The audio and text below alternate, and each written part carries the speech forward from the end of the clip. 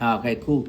So, I thought today's observation went really well. It Oh, was thank you. definitely an improvement to the previous observations.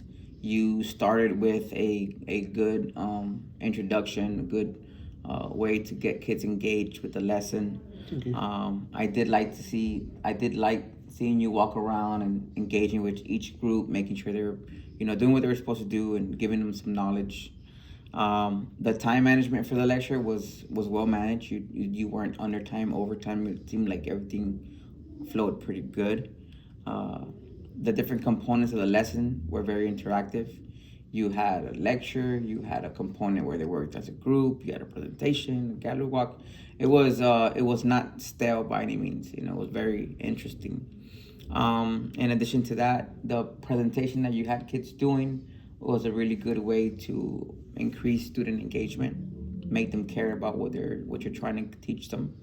And then the gallery walk, it was an interesting way to introduce a real world application to the information they're Oh, gaining. thank you. I really wanted to shy away from just the traditional approach to assessing them, and I Mm-hmm. wanted them to experience like a real world scenario where they were actually kind of mimicking what's done in like the professional fields where Mm-hmm. someone gives a presentation about something and you talk, you ask questions, you learn about it. And I felt like it was better. Um, I would want to in the future, though, was to just, I felt like I simplified a lot of those medical things. So I wanted to get into a little bit more detail, but because of time and wanting to give the students more opportunity to work on their assignment, I didn't get into Yeah, the that's weeds. always going to be a challenge that you face as an educator. What to do with the time that you have in the classroom.